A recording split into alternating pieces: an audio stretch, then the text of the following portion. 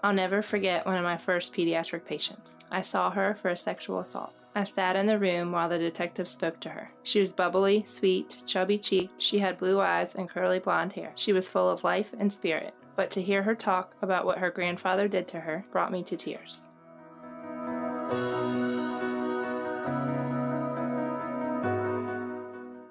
My heart broke when I looked into the baby's eyes and saw the pain and suffering from the bruises on her body and the bleeding in her brain. I closed my eyes and thought about how could anyone hurt a child? I saw my own struggle with infertility. I would give the world to love a child. After each patient, I always take a moment to think to myself, what would happen if we were not here for this patient?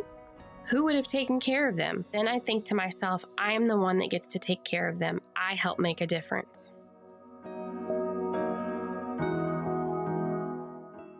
He was brought in by rescue squad after being thrown from the car. He was exhausted and hadn't eaten in days. We knew there was more to the story.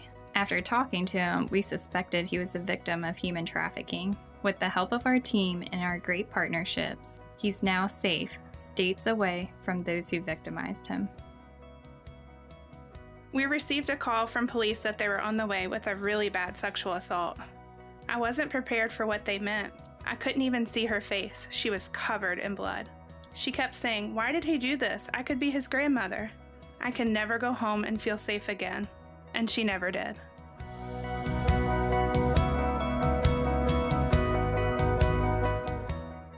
I'll never forget the time that I had to go into the conference room and talk to the parents of a young 13-year-old girl that had been sexually assaulted. And I had to break the bad news to him that she was pregnant by the older man that had raped her.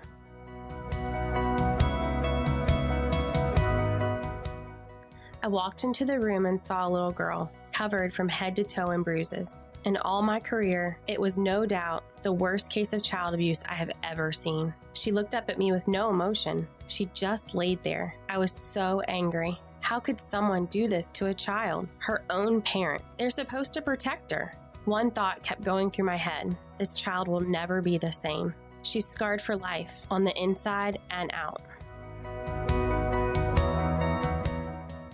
I do what I do because I feel as though the forensic nursing program truly makes a difference in the lives of our patients. I never see a patient on a good day, but I feel like I can make a difference on that bad day. It's all worth it when a patient thanks me for comforting them or for making a bad situation more tolerable. I stick with it because forensic nursing to me is a calling.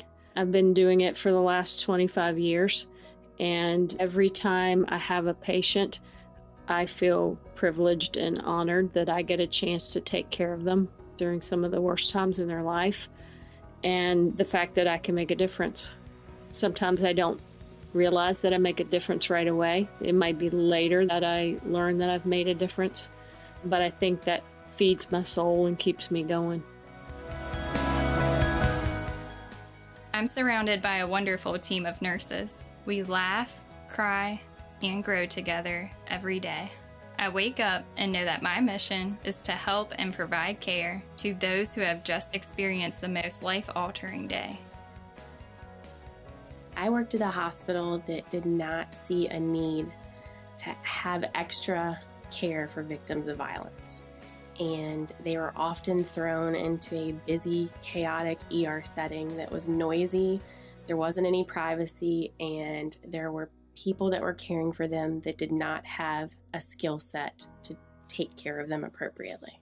I called Bonnie in tears because I felt very defeated, and she just happened to have a position open.